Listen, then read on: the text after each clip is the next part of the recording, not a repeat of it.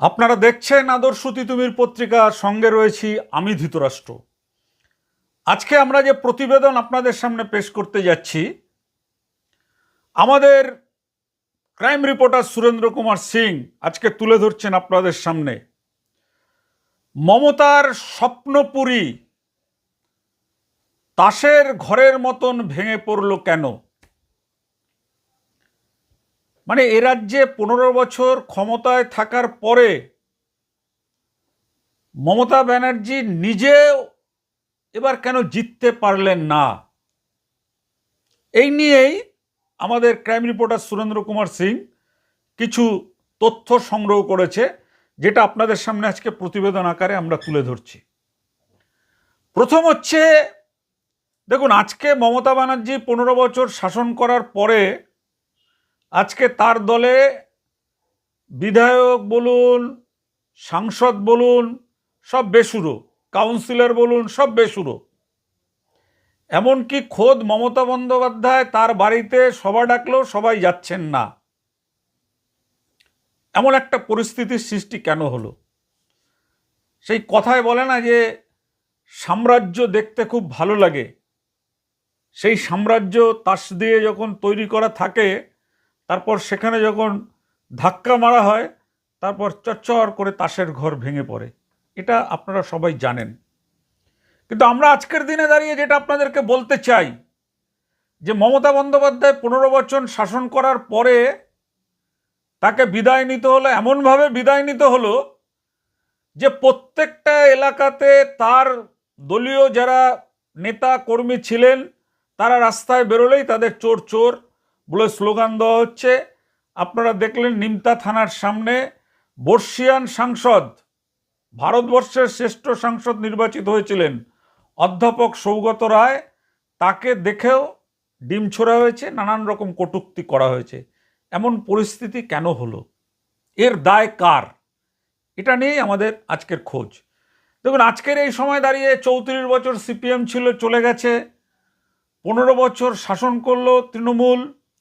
আজকে যদি মমতা ব্যানার্জি কোনো সভা ডাকে ব্রিগেড প্যারেডে গ্রাউন্ডে, সেখানে ব্রিগেড গ্রাউন্ডের মানে 1/4 ভরাতে পারবে কিনা এটা কিন্তু সন্দেহ আছে। কিন্তু সিপিএম যদি 15 বছর ক্ষমতায় না থাকে, তারা মনে করে যে তারা ব্রিগেড প্যারেড ভরিয়ে দেবে, গ্রাউন্ড ভরিয়ে দেবে, ভোট যাই পাক না, তারা কিন্তু ভরিয়ে দিতে পারবে। কারণ সিপিএম আদর্শগত দিক থেকে আদর্শবান রাজনৈতিক কর্মী তৈরি করার দিকে নজর দিয়েছেন। আর মমতা বন্দ্যোপাধ্যায় যেটা করেছেন স্ট্যান্ডবাজির রাজনীতি। তিনি কোনো পলিটিক্যাল ওয়ার্কার, যেটা পলিটিক্যাল কর্মী, রাজনৈতিক কর্মী বলা হয়, সেই কর্মী উনি কিন্তু তৈরি করেননি। আমরা সব তথ্য প্রমাণ দিয়ে আপনাদের বলবো। পলিটিক্যাল কর্মী তৈরি করেননি, গ্রামগঞ্জে যাদেরকে নেতা বানিয়েছেন তাদেরকে দেদার তারা টাকা তুলেছে। নাহলে ভাবুন, বাদুরিয়া একটা পৌরসভার পৌরপ্রধান, তার বাড়ি মানে বিভিন্ন জায়গায় খুঁড়ে, জমি খুঁড়ে বস্তা ভর্তি ভর্তি করে টাকা রেখে দিয়েছে। আমাদের বলার অপেক্ষা, আমরা যেটা বলবো সেটা হচ্ছে যে মমতা বন্দ্যোপাধ্যায় রাজনৈতিক কর্মী না তৈরি করে স্ট্যান্ডবাজির দিকে গেছেন। কারা সিনেমা করছেন, কারা নাটক করছেন, কারা আপনার ভালো আইনজীবী আছেন, কারা ভালো পুলিশ আছেন, তাদেরকে দলের সাংসদ, বিধায়ক এইসব পদে সব নিযুক্ত করেছেন। ফলে কি হয়েছে? আজকে যখন পরাজয় হয়েছে, কোনো সাংসদ বলুন, কোনো আইনজীবী বলুন, বা কোনো অভিনেত্রী বলুন, যাদেরকে উনি তাদের গ্ল্যামারের জোরে, তাদের সৌন্দর্যের জোরে তিনি তাদেরকে প্রার্থী করে চমক দিতে গিয়েছিলেন। কিন্তু চমক দিতে গিয়ে এখন যে পরিস্থিতি দাঁড়িয়েছে, একেবারে তাসের ঘরের মতন তার যে স্বপ্নপুরী, তিনি বলতেন যে আমরা না জিতলে পশ্চিমবাংলায় কেউ থাকতে পারবে না, এরকম বলেছিলেন। তো ওনার একেবারে প্রথম ওনার দল তৈরির সময় থেকে কাদেরকে উনি বিধায়ক, কাদেরকে উনি সাংসদ, কাদেরকে উনি নেতা নেত্রী বানিয়েছিলেন, আজকে তার পরিসংখ্যানই আমরা আপনাদেরকে দেব। হঠাৎ করে একজন মহিলা অভিনেত্রী সায়নী ঘোষ, তিনি কোথা থেকে আসলেন আমরা বুঝলাম না। কোনোদিন তাকে তৃণমূলের ঝান্ডা নিয়ে রাস্তায় দেখা গেল না, কোনো আন্দোলনে দেখা গেল না, কোনো জায়গায় দেখা গেল না। তাকে তৃণমূল কংগ্রেসের রাজ্যের যুবর সভানেত্রী করে দেওয়া হলো, এবং শুধু তাই না, তাকে এমপিও করে দেওয়া হলো। কি করবেন উনি? উনি কোনোদিন রাজনীতির ময়দানে নেমেছেন? কোনোদিন কৃষকের দুঃখ বুঝেছেন? এগুলো বোঝেননি। এবার দেখুন মমতা বন্দ্যোপাধ্যায় যেটা করেছেন, গ্ল্যামারের জোরে যাদেরকে উনি প্রার্থী করেছেন, তাপস পাল বিখ্যাত অভিনেতা, তিনি কৃষ্ণনগর লোকসভা কেন্দ্র থেকে তাপস পালকে, অভিনেতা তাপস পালকে, যিনি মারা গিয়েছেন আপনারা জানেন, তার জেল যাত্রা হয়েছে এবং তার সঙ্গে শেষ পর্যন্ত দেখা পর্যন্ত করা হয়নি, তাকে সেখানকার এমপি করা হয়েছিল। 2 নম্বর শতাব্দী রায়, বীরভূম থেকে তিনি এমপি, তাকে নির্বাচিত করা হয়েছে তৃণমূলের। আচ্ছা আপনারা বলুন, শতাব্দী রায়কে কবে দেখেছেন কোনো এলাকায় তৃণমূলের ঝান্ডা বলুন, কংগ্রেসের ঝান্ডা বলুন, সিপিএমের ঝান্ডা বলুন, কোনো ঝান্ডা নিয়ে তাকে কোনোদিন দেখেছেন রাস্তায় নেমে আন্দোলন করতে? তিনি একজন অভিনেত্রী, অভিনয় করতেন।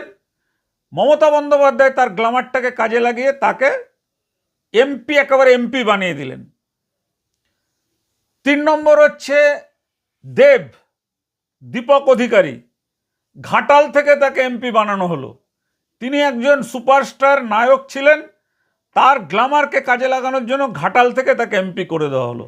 এবার দেখবেন যেসব জায়গাগুলোতে এইসব ক্যান্ডিডেটগুলোকে দেওয়া হলো, এই এলাকাগুলো কিন্তু আর তাদের কোনো নিয়ন্ত্রণে ছিল না, কারণ তারা তো সিনেমায় অভিনয় করে, আবার দিল্লি থেকে মোটা অঙ্কের টাকা পাচ্ছে, আর ওই বাড়িতে ঠান্ডা ঘরে এক জায়গা থেকে আরেক জায়গায় বসে তারা তাদের নিজেদের কাজ করছে। এলাকাগুলো পুরো কিন্তু এইভাবে শূন্য করে দিয়েছে পলিটিক্যাল কর্মী, আর যারা ছিল তারা হচ্ছে দুর্বৃত্ত, তোলাবাজ, ফ্রেববাজেরা।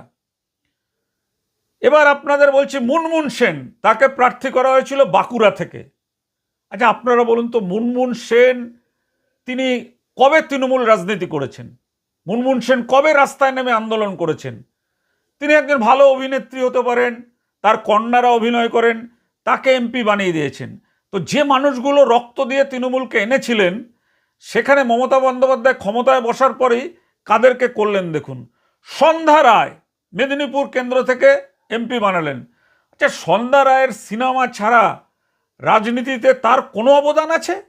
যে রাজনীতিতে তার কোনো অবদান আছে, তিনি রাজনীতি করছেন দীর্ঘদিন যাবৎ, তাকে তিনি এমপি করলেন।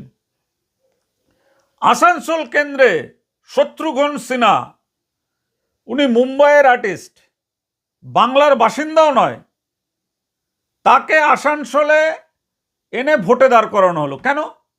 পশ্চিমবাংলায় তৃণমূল করে এমন কোনো তৃণমূলের যারা রাজনৈতিক কর্মী, যারা মাঠে ময়দানে লড়াই করছে, আসানসোলে লড়াই করার মতন কেউ ছিল না। শত্রুঘ্ন সিনহাকে এনে তিনি আসানসোলে দাঁড় করালেন। নুসরাত জাহান সিনেমা আর্টিস্ট, আপনারা জানেন, পরে তিনি বিভিন্ন রকম চিটফান্ডের কেসে জড়িত হয়ে পড়েছেন। বসিরহাট থেকে তাকে তৃণমূলের মমতা বন্দ্যোপাধ্যায় দাঁড় করিয়ে ভোটে এমপি করলেন। কেন? নুসরাত জাহান কখনো কোনোদিন কোনো রাজনীতি করেছেন? কোনো মুভমেন্টে ছিলেন? তিনি নায়িকা, তার গ্ল্যামারটাকে কাজে লাগানো হয়েছে। মিমি চক্রবর্তী যাদবপুর কেন্দ্র থেকে তৃণমূলের হয়ে এমপি করা হলো, কারণ যাদবপুর ছিল সিপিএমের শক্ত ঘাঁটি। সিপিএমকে ওখানে টক্কর দেওয়ার জন্য কোনো তৃণমূল কর্মীকে তিনি তৈরি করলেন না, দাঁড় করালেন না, একজন নায়িকাকে এনে দাঁড় করিয়ে দিলেন। তার পারফরমেন্স কি? ভেতরে ভেতরে কিন্তু শূন্য হয়ে যাচ্ছে। উনি সিনেমা আর্টিস্টদের গ্ল্যামারকে কাজে লাগিয়ে দল হয়ে যাক শূন্য, তাকে দেখাতে হবে এত লোক জিতেছে। আসলেন তারপরে কে? যাদবপুর থেকে 2024 এমপি করলেন ওই সায়নী ঘোষ। এখন তো খবর পাওয়া যাচ্ছে যে সায়নী ঘোষ আর অভিষেক বন্দ্যোপাধ্যায়ের একসাথে সম্পত্তি রয়েছে। সিবিআই ইডির কাছে যা প্রমাণ আছে সেই বেসে আমরা বলছি। রচনা ব্যানার্জি, তিনি দিদি নাম্বার 1 করেন, সিনেমার নায়িকা, ভালো অভিনেত্রী। মমতা বন্দ্যোপাধ্যায়কে একদিন নিয়ে গেলেন দিদি নাম্বার 1-এ। মমতা বন্দ্যোপাধ্যায় ওনার মুগ্ধ হয়ে গেলেন ওনার কথাবার্তা শুনে। যিনি রাজনীতির, মানে আমি বলবো রাজনীতির রও জানেন না। আপনারা কি বলবেন আমি জানি না, তৃণমূলের কর্মীরাই কি বলবেন আমি জানি না, তাকে নিয়ে হুগলিতে এমপি করে দেওয়া হলো। কেন হুগলিতে যারা রাজনীতি করেন এমন মানুষ ছিলেন না? রচনা ব্যানার্জি, উনি দিদি নাম্বার 1 করছেন, ওনাকে রাজনীতিতে কেন আনা হলো? ওনার গ্ল্যামারটাকে কাজে লাগানো হলো যাতে ওখানে বিজেপির যে লকেট চট্টোপাধ্যায় ছিলেন তাকে যাতে পরাজিত করা যায়, সেই জন্য তিনি সেখানে তাকে দাঁড় করালেন। এবার উনি আসানসোলে, এর আগে উনি বাবুল সুপ্রিয়কে বিজেপি থেকে জিতে পরে উনি টিএমসি হয়ে গেলেন। বাবুল সুপ্রিয় তিনি একজন গায়ক। পশ্চিমবাংলার জন্য, পশ্চিমবাংলার উন্নয়নে তার কি ভূমিকা আছে? পশ্চিমবাংলায় যে তৃণমূলের ক্ষমতায় এসেছিলেন সিপিএম বামফ্রন্টকে হটিয়ে, সে লড়াইতে তার কি উদ্যোগ আছে, কি ভূমিকা আছে বলুন আপনারা যারা আমাদের খবর দেখছেন। রাজ্যসভার এমপি উনি করেছিলেন মিঠুন চক্রবর্তীকে। মিঠুন চক্রবর্তী 2014 থেকে 16 পর্যন্ত ছিলেন। পরে উনি যখন এই বিভিন্ন চিটফান্ডের কেলেঙ্কারি ফাঁস হওয়ার পরে উনি পদত্যাগ করলেন। বলিউড সুপারস্টার মিঠুন চক্রবর্তী একমাত্র প্রতিবাদ করে তিনি পরে বিজেপিতে যোগ দিয়ে এই সরকারের পতনের জন্য লড়াই করেছেন। এবার আমরা দেখাচ্ছি আপনাদের নাট্য ব্যক্তিত্ব অভিনেত্রী অর্পিতা ঘোষ। তাকে উনি নিয়ে এসে এমপি বানিয়ে দিলেন। অর্পিতা ঘোষের কি ভূমিকা আছে? তিনি নাটক করেন, অভিনয় করেন, এটাই তো তিনি করবেন, এটাই তো তার মানুষের কাছে তুলে ধরার কথা। তাকে এমপি বানিয়ে দিলেন। সেখানে যারা রাজনীতি করতেন তাদেরকে বঞ্চিত করে তিনি সেখানে করে দিলেন। সব শেষে আরও যেটা খারাপ লাগলো, রাজ্যসভায় পাঠালেন 2026-এ কোয়েল মল্লিক। এত ভালো একটা অভিনেত্রী, তার পিতা রঞ্জিত মল্লিক এত বড় একজন অভিনেতা, তার বাড়িতে যখন অভিষেক বন্দ্যোপাধ্যায় গেলেন এই প্রস্তাব নিয়ে, তখন রঞ্জিত মল্লিক বললেন যে এই ছেলেটা, এই লোকটাকে আমার খুব ভালো লাগে। কেন ভালো লাগে? না, তার মেয়েকে রাজ্যসভার এমপি করছেন, তাই তাকে খুব ভালো লাগলো। যে কোয়েল মল্লিক বলুন, উনি ভালো অভিনেত্রী হিসাবে পুরস্কার পেতে পারেন, কিন্তু উনি রাজ্যসভায় যাওয়ার মতন ওনার কি যোগ্যতা আছেন? রাজ্যসভায় গিয়ে উনি কি করতে পারবেন? সংবিধান, আইন যেখানে প্রণয়ন হয় সে সম্পর্কে ওনার কি ধারণা আছে? তারপর উনি দাঁড় করালেন চিরঞ্জিত চক্রবর্তী, অভিনেতা। বারাসাতে 3বার উনি বারাসাতে জিতেছেন 15 বছর মমতার থাকাকালীন। এবার সেখান থেকে বিজেপি জিতলেন, ওনাকে আর প্রার্থী করা হয়নি। চিরঞ্জিত অভিনেতা। তারপর উনি কাকে করলেন? রায়দিঘিতে দাঁড় করিয়েছিলেন দেবশ্রী রায় অভিনেত্রী। সেখানে রায়দিঘিতে সিপিএমের শক্ত ঘাঁটি, সেই ঘাঁটিকে উনি রাজনৈতিকভাবে মোকাবিলা না করে সেখানে উনি দাঁড় করিয়ে দিলেন মানে একজন সিপিএমকে কোণঠাসা করতে, বা সিপিএমের যে প্রার্থী ওখানে ছিলেন যার খুব নামডাক ছিল, তাকে মানে পতন করানোর জন্য তিনি করে দিলেন দেবশ্রী রায়। দেবশ্রী রায়কে তিনি বানালেন। লকেট চট্টোপাধ্যায়, ইনি তো প্রথমে ছিলেন তৃণমূলে, তারপর উনি বিজেপিতে চলে যান। বিজেপিতে গিয়ে উনি তো এমএলএ হন, এটা আপনারা জানেন। সোহম চক্রবর্তী, বাচ্চাবেলায় যে আপনার ওই হরলিক্স চেটে চেটে খেত, অভিনয় করেন, তাকেও তিনি এমএলএ বানিয়ে দিলেন তৃণমূলের। কাঞ্চন মল্লিক, এটা মানে কি বলবো, একটা অভিনেতা, হাস্যকৌতুক শিল্পী, তাকেও তিনি এমএলএ বানালেন। যেহেতু তাদের নামডাক আছে, গ্ল্যামার আছে, তাদেরকে বানালেন। জুন মালিয়াকে তিনি এখন আগে এমএলএ করেছিলেন, এবারে আবার এমপি বানিয়ে দিয়েছেন। যেখানে আপনারা দেখেছেন সংসদ ভবনে সৌগত রায়ের সাথে, সংসদ চলছে, সৌগত রায়ের সাথে উনি টিকা টিপ্পণী করছেন। এরকম ছবি তো আপনাদের সামনে এসছে। কেন করা হলো? কীর্তন শিল্পী অদিতি মুন্সি, তাকে প্রার্থী করা হলো এমএলএ। তিনি কীর্তন করেন ভালো, জি বাংলাতে তার প্রোগ্রাম হতো, মানুষ তাকে ভালোবাসতেন। সেই গ্ল্যামারটাকে কাজে লাগিয়ে তৃণমূলের সংগঠন কিন্তু ভাঙছে, উনি এখানে করলেন অদিতি মুন্সিকে। সায়ন্তিকা ব্যানার্জি, বরানগরে তাকে এমএলএ করা হলো। এবার যখন পরাজিত হয়ে গেল তখন কান্না করে বলছে আমি আর রাজনীতি করব না, আমি এবার থেকে অভিনয় করব। এটা যদি কোনো রাজনৈতিক কর্মী হতো সে কিন্তু কখনো এই কথা বলতো না। সে পরাজিত হওয়ার পরেও সে কিন্তু লড়াইয়ের ময়দান ছেড়ে পালাতো না, যেটা সিপিএম পালায়নি লড়াইয়ের ময়দান ছেড়ে। সিপিএম এখনো লড়ছে। একটা মাত্র এমএলএ 294-এর মধ্যে একটা এমএলএ, আর একটা হচ্ছে নওশাদ সিদ্দিকী আইএসএফের তাদের সঙ্গী, দুজন মিলে লড়ছে। লাভলি মৈত্র, ইনি কিন্তু এমন কিছু নামকরা অভিনেত্রী নয়, টুকটাক সিরিয়াল করেছেন। ওনার হাজব্যান্ড পুলিশের এসপি, তাকে প্রার্থী করে দেওয়া হলো এবং তাকে এমএলএ করা হলো। এবার তিনি পরাজিত হয়েছেন। ইন্দ্রনীল সেন গায়ক, তাকে চন্দননগরে এত লোক তৃণমূল করে তাদেরকে টপকে গিয়ে ইন্দ্রনীল সেনকে সেখানে করলেন এমএলএ। চন্দননগরে কি হলো? এবার ইন্দ্রনীল সেনকে বাড়িতে গুটিয়ে, বস্তা গুটিয়ে বাড়ি পাঠিয়ে দিলেন প্যাকেট করে। ব্রাত্য বসু কখনো তৃণমূল করেছেন? মমতাকে নিয়ে দুটো একটা বই লিখলেন, মমতা তার একেবারে মুগ্ধ হয়ে গেলেন, ব্রাত্য বসুকে শিক্ষামন্ত্রী করে দিলেন। দমদমেতে এবার তাকেও গুটিয়ে দিল মানুষ। কারণ এরা তো কোনোদিন সংগঠনটা করেনি নিচু তলায়। তৃণমূলের যে কর্মী মার খেয়েছেন, তৃণমূলের যে কর্মী সিপিএম এর বিরুদ্ধে লড়াই করেছেন, তাদেরকে প্রার্থী না করে গ্ল্যামার, সিনেমার নায়ক নায়িকা, নাট্যকার, খেলোয়াড়, আইনজীবী, তাদেরকে নিয়ে সব রাজনীতিতে ভরছে। সিপিএম আমলে তো দেখা যায়নি। সিপিএমে তো তখন সবাই আইপিটিএ করতেন। দু একজনকে দেখা গেছে, তারা যেমন অনিল চ্যাটার্জির মতন বিখ্যাত অভিনেতা, তিনি নমিনেশন পেয়েছিলেন। এরকম দু একজন অভিনেতা পেয়েছে, কিন্তু এরা সমস্ত যত আছে, ত্রিপুরা থেকে সুস্মিতা দেব, আপনারা জানেন কংগ্রেস করতেন, ওনার বাবা, উনি ত্রিপুরায় ওনার বাড়ি, ওনাকে নিয়ে এসে এখান থেকে পশ্চিমবাংলার রাজ্যসভা থেকে তৃণমূল পাঠালেন। কেন? পশ্চিমবাংলায় আর কোনো তৃণমূল করে বা ভালো মানুষ নেই যে তাদেরকে রাজ্যসভায় পাঠানো যেত? করলেন না।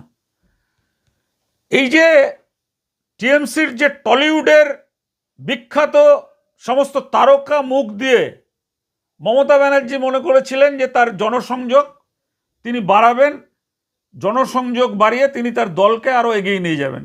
কিন্তু ফল হয়েছে উল্টো। উল্টো কি ফল হয়েছে? যারা পরাজিত হয়েছে তারা বলছেন আমরা আর রাজনীতি করব না, আমরা এবার আমাদের পুরনো পেশায় আমরা ফিরে যাব। এবার আমরা আসি খেলোয়াড়দের, যারা খেলোয়াড়। আরে ভাই, যারা খেলোয়াড় তারা খেলাধুলা করবেন। তাদের খেলোয়াড় বলে তাদেরকে সব নিয়ে এসে তৃণমূলে দাঁড় করাতে হবে? লক্ষ্মীরতন শুক্লা, ক্রিকেটার, ভারতের জাতীয় ক্রিকেট দলের প্রাক্তন খেলোয়াড়, বাংলার অধিনায়ক, এবার তাকে নিয়ে এসে মন্ত্রী বানিয়ে দিলেন। মনোজ তিওয়ারি,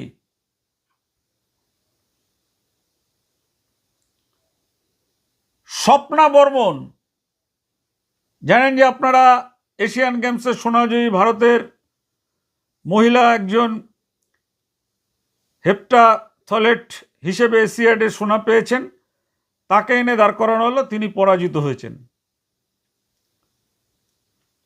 শিবশঙ্কর পাল, তুফানগঞ্জ থেকে এমএলএ প্রার্থী করা হয়েছিল, প্রাক্তন রঞ্জি ক্রিকেটার। প্রসূন ব্যানার্জি, পিকে ব্যানার্জির ভাই, তাকে কয়েকবার হাওড়া থেকে এমপি করা হলো। তিনি কবে রাজনীতি করেছেন যে তিনি সরাসরি তৃণমূলের হয়ে ঝান্ডা নিয়ে বাল্যকাল থেকে, কলেজ জীবন থেকে রাজনীতি করে উঠে এসছেন? ও যারা তেলের বোতল নিয়ে মমতাদিকে, অভিষেক বন্দ্যোপাধ্যায়কে তেল দিয়েছেন আর বড় বড় টাকার বস্তা পাঠাতে পারবেন, তাদেরকে দলের নেতা বানানো হয়েছে। আর যাদের গ্ল্যামার আছে তাদেরকে দিয়ে জায়গাগুলোকে ভরাট করা হয়েছে যে এদেরকে দিয়ে এমপি এমএলএ করে অন্যদের কোণঠাসা করব। তো এটা তো হয় না। এবার দেখুন রাজীব কুমার, আইপিএস, পশ্চিমবঙ্গের প্রাক্তন ডিজিপি। আমরা এই রাজীব কুমারের সম্পর্কে যেটা বলতে পারি, উনি কিন্তু একজন ভালো আইপিএস অফিসার, কিন্তু মমতা বন্দ্যোপাধ্যায়ের পাল্লায় পড়ে ওনার যে আইপিএস হিসেবে যে ওনার যে খ্যাতি ছিল, সম্পূর্ণ বিসর্জন দিলেন। হবেই, কারণ একটা প্রশাসনের কর্তাদের নিয়ে যখন প্রশাসনিক সভা হয়, সেই সভায় যখন রাজ্যের মুখ্যমন্ত্রী পুলিশের নাম ধরে বলেন, তুমি তুমি করে বলেন, সেই প্রশাসন ভেঙে পড়বেই, ভেঙে পড়তে বাধ্য। রাজীব কুমার, তার বিরুদ্ধে কত অভিযোগ উঠল, সেই রাজীব কুমারকে তিনি রাজ্যসভার এমপি করে দিলেন। তাকে গ্রেপ্তার করতে সিবিআই কাছে অর্ডার ছিল, তাকে সিবিআই গ্রেপ্তার করতে পারলো না, তাকে এমন জায়গায় লুকিয়ে রাখা হলো, পরে তাকে কলকাতা হাইকোর্ট থেকে জামিনও করিয়ে দেওয়া হলো। সেই লোকটাকে নিয়ে এমপি করে দেওয়া হয়েছে। উনি তৃণমূলের সংগঠন কি বাড়াবেন, কি বাড়াবেন? বরঞ্চ উনি ওনার জীবনটা, লাইফটা আরো সিকিওর করে নিলেন, আরো নিরাপদ করে নিলেন। হুমায়ুন কবির একসময় দুধে পুলিশ অফিসার, তাকে, তিনি তো রাজনীতি করতেন না, দুধে পুলিশ অফিসার, তিনি খুব আসামি ধরতেন, এনকাউন্টার স্পেশালিস্ট ছিলেন, ভালো সক্ষমতা ছিল, তাকে নিয়ে এসে তাকে ভোটে এমএলএ করা হলো। উপেন বিশ্বাস সিবিআইয়ের জয়েন্ট ডিরেক্টর ছিলেন, রাজনীতি তো সেরকম করেনি, উনি পিছিয়ে পড়া মানুষের হয়ে কথা বলতেন, এবং লালু প্রসাদ যাদবকে ওনার তদন্তে জেলে পাঠানো হয়েছিল। মমতা ব্যানার্জি এই জিনিসটাকে কাজে লাগিয়ে তাকে মন্ত্রী করলেন, এবং পরে তার আর কোনো খোঁজ খবরই রাখলেন না, তাকে মন্ত্রী থেকেও সরিয়ে দিলেন। এইভাবে একের পর এক আপনারা দেখছেন যে ইউসুফ পাঠান, তিনি এই রাজ্যের বাসিন্দা নয়, তিনি ভারতের ক্রিকেটার। তিনি দেখলেন পশ্চিমবাংলার একটা উজ্জ্বল মুখ, কংগ্রেসের বিরোধী দলনেতা অধীর চৌধুরীকে যে কোনোভাবে পরাজিত করতে হবে, এই যে প্রতিহিংসা, সেই প্রতিহিংসার জন্য তিনি ইউসুফ পাঠানকে সেখানে দাঁড় করিয়ে অধীর চৌধুরীকে হারালেন। লাভ কি হলো? এত ঘটনা যে ঘটছে, ইউসুফ পাঠান কোনোদিন এসছে পশ্চিমবাংলা, এসে কোনোদিন কোনো কিছু করেছেন? বলুন, আপনারাই বলুন, করেছে কিনা? কল্যাণ ব্যানার্জি, উনি লড়াই করছেন দীর্ঘদিন যাবৎ, উনি কলকাতা হাইকোর্টের সিনিয়র অ্যাডভোকেট, মমতা ব্যানার্জির সঙ্গে রয়েছেন, তাকে এমপি করা হলো। সৌগত রায় রয়েছেন, মহুয়া মৈত্র, তিনি দিল্লির রাজনীতি করতেন, কংগ্রেসের নেত্রী ছিলেন, তাকে নিয়ে এসে কৃষ্ণনগর থেকে এমপি করা হলো। সুকেন্দ্র শেখর রায়, উনি অ্যাডভোকেট আছেন, কংগ্রেসের নেতা ছিলেন, তাকে টেনে এমপি করা হলো। ডেরেক ওব্রায়েন, ইনি কবে তৃণমূল করেছেন, উনি একজন ব্যারিস্টার, তাকে নিয়ে রাজ্যসভায় পাঠানো হলো। জহর সরকার, তিনি একজন আমলা, তাকেও এমপি করা হলো। ইদানিংকালে মেনকা গুরুস্বামী 2026-এ মনোনীত সুপ্রিম কোর্টের সিনিয়র অ্যাডভোকেট, তাকে রাজ্যসভার এমপি করলেন মমতা। তিনি কিন্তু এই রাজ্যের বাসিন্দাও নয়। কেন করা হলো? পশ্চিমবাংলায় কোনো নাগরিক ছিলেন না। সিপিএম থেকে আসা ঋতব্রত বন্দ্যোপাধ্যায়কে প্রথমে রাজ্যসভায় পাঠানো হলো, এখন এমএলএ করানো হয়েছে। তো এই যদি অবস্থা হয়, এই যে আমরা বিশাল বড় লিস্ট আপনাদের সামনে বিশাল বড় লিস্ট আপনারা তুলে ধরলাম, এই যে এইসব সিনেমা, চলচ্চিত্র তারকা, খেলোয়াড় বলুন, এরা কি কখনো এসে পিঠ পেতে দাঁড়াবে কোনো রাজনৈতিক কর্মীর জন্য? এই যে তৃণমূল কর্মীদের এখন বিজেপি তাদেরকে রক্ষা করছেন, যদি বিজেপি বা শ্রমিক ভট্টাচার্য বা হায়ার লিডারশিপ যদি না বলতেন যে কোনো পার্টি অফিস দখল করা যাবে না বা কোনো তৃণমূল কর্মীকে মারধর করা যাবে না, নাহলে কিন্তু এতক্ষণ বিরাট বড় ঘটনা ঘটত। আর মমতা ব্যানার্জি জিতলে তো বিজেপির এখানে টিকে থাকাই দুষ্কর ছিল। যদি মমতা ব্যানার্জি ক্ষমতায় আসতেন, তার টিকে থাকাই দুষ্কর ছিল। এগুলো তো সবগুলোই আপনারা শুনলেন। আর এর মধ্যে আরেকটা যেটা বড় কারণ রয়েছে, সেটা হচ্ছে স্বজন পোষণ। ওনার যে ভাইপো রয়েছেন অভিষেক বন্দ্যোপাধ্যায়, তিনি কবে বাংলার মাটিতে দাঁড়িয়ে রাজনীতি করেছেন? 21শে জুলাইতে উনি কি গুলি খেয়েছেন? 21শে জুলাইতে উনি একটা পুলিশের লাঠির বাড়ি খেয়েছেন? সমস্ত তৃণমূলের প্রবীণ নেতা থেকে শুরু করে সবাইকে অভিষেক বন্দ্যোপাধ্যায়কে স্যালুট করতে হবে, এবং তিনি দলটা চালাচ্ছিলেন কোনো রাজনৈতিক কর্মীর ওপর নির্ভর হয়ে নয়। তিনি একটা আইপ্যাক নামক একটা সংস্থায় নির্ভর করে তিনি রাজনৈতিক দল চালাচ্ছিলেন, এবং মমতা ব্যানার্জি তার ভাইপো প্রীতি, ভাইপো প্রেম, যেটাই বলুন না কেন, সেই প্রীতিতে এতটাই অন্ধ হয়ে গিয়েছিলেন যে ওনার হাত থেকে রাশটা আলগা করে ভাইপোর হাতে দিয়ে দিয়েছিলেন।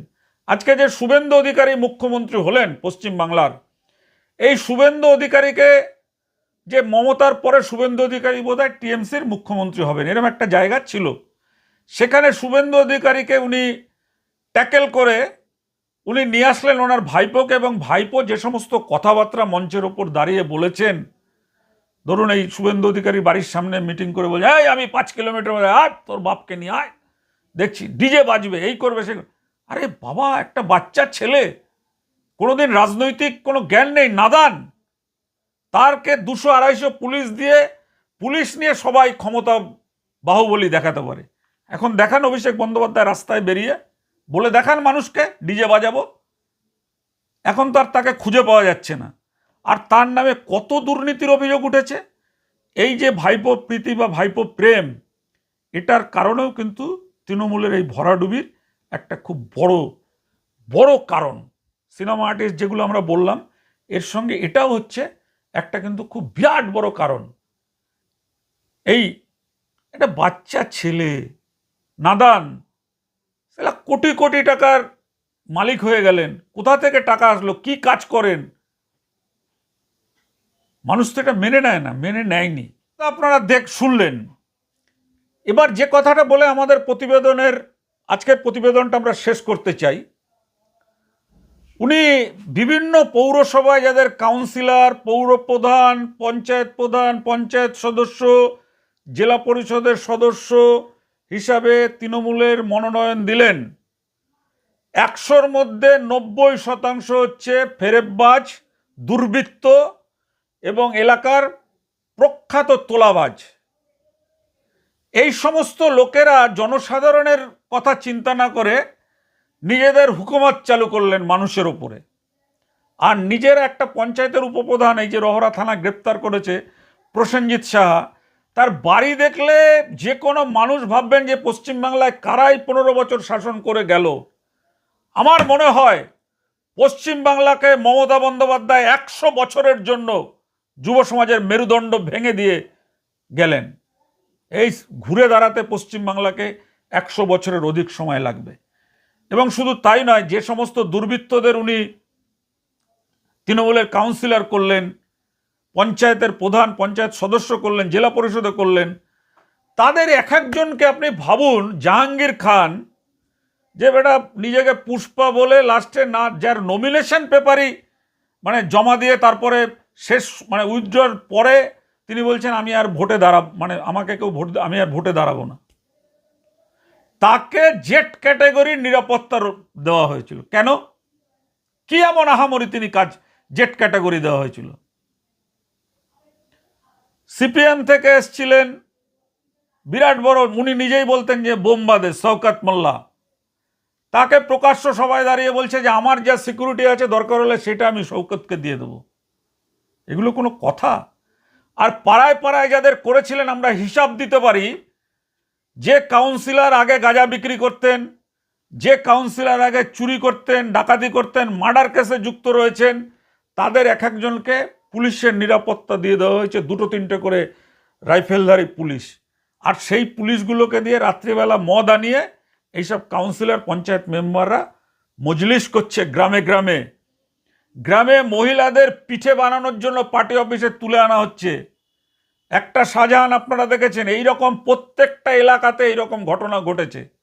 আর মমতা বন্দ্যোপাধ্যায় বারবার ভেবেছেন যে তিনি ওই সিনেমার আর্টিস্ট, খেলোয়াড়, নায়ক, গায়ককে দাঁড়িয়ে বারবার উনি জিতে যাবেন।